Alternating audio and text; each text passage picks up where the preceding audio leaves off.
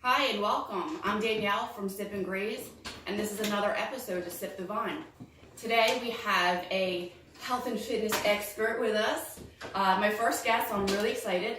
What we're going to do is discuss coming into the holiday season. A lot of people tend to kind of fall off track, fall off the wagon with kind of, I really want the wine, I really want the drinks, but is it really healthy, is it not? We're going to dispel some myths, talk about what is healthy, what isn't healthy, and kind of give you some guidelines to go along for the rest of the season.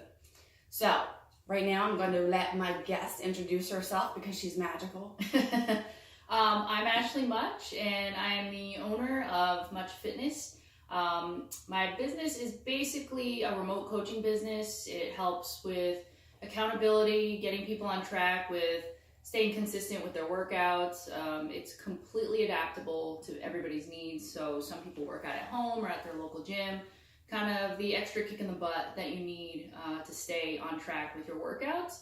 A lot of people have either never worked out before, they used to work out all the time, life, work, kids, everything's gotten kind of in the way and has pushed fitness to the background. So I'm trying to bring that back up front for people in their lives. And it's been going really well. So I'm excited to be here today and kind of partner up with Danny and get more into fitness and health and like real living. Like people want a glass of wine. They Yep. say, hey, here's my keto, paleo, low carb dinner, but I really want to have a glass of wine, but I can't. Yeah. But we find out that they can. Yeah. I mean, Awesome. I think it's all about balance with everything. So it's good. My clients probably always ask me about booze, and I'm sorry, guys. I've told you probably to cut it out for the most part, but we can bring it back in, and we've got some good info for you today. So let's talk about meals and balances with the Thanksgiving just passed. I'm sure some of us probably have maybe a little extra. They were like, oh, screw it. We're not even going to worry about it because here comes Christmas and New Year's, right? Yeah. So with that, and let's say somebody is on a keto or a paleo or a low carb diet, tell us a little bit about what they are. Okay, so keto, I think everybody's probably heard of keto today. It's bigger. It's a buzzword. Yeah, it's kind of like the fad diet of the now.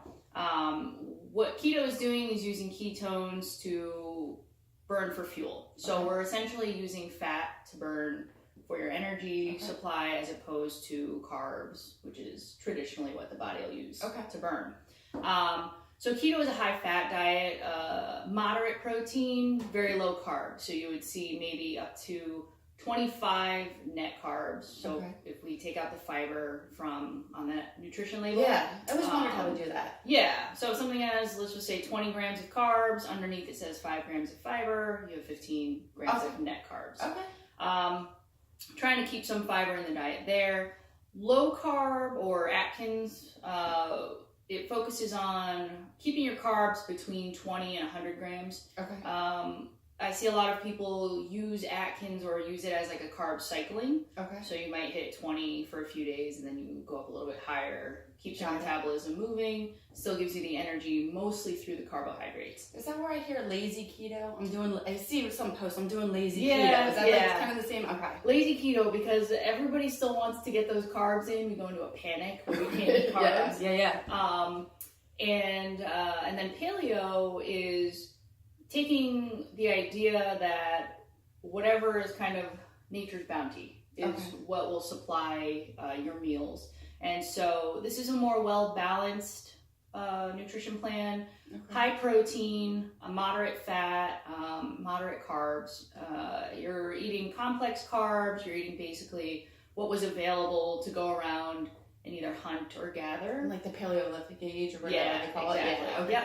Yep. So, all different variations. I think the most important thing to remember is just balance. Of course, I love bread, I love pasta, I love all of that.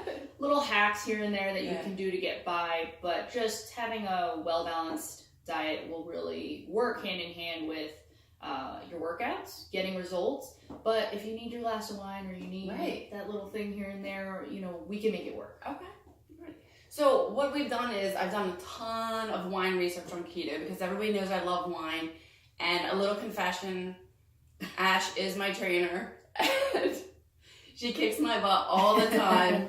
And basically the thing that I've been able to stay steady with is actually doing the workouts. What I can't stay steady with is the calorie carb portion of it. So this is going to help me a lot too. So this is a little bit of a selfish vlog, but I'm okay with that.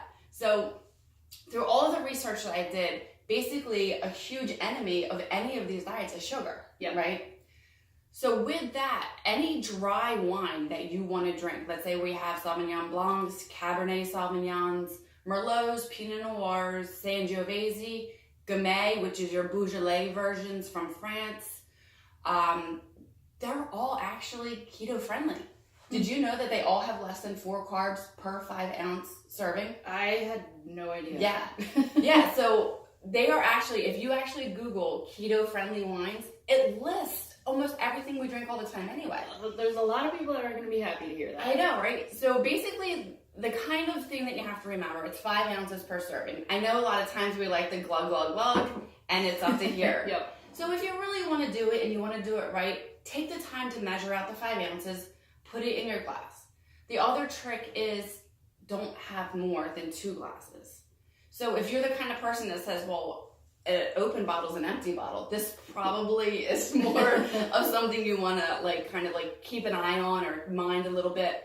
But yeah, so 5-ounce servings, 4 carbs or less. Some of them actually have 2 carbs. Yeah. But I'm just going with the 4 carb or below because I'm not going to like rattle off number after number. So that gets boring.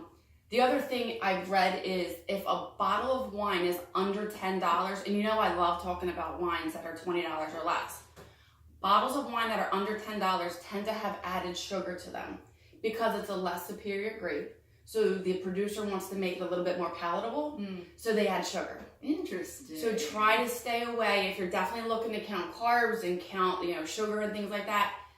Spend a little bit more money, get the $20 bottle of wine because it's probably going to have less sugar added to it. Yeah. The other thing is, remember, alcohol leads to dehydration.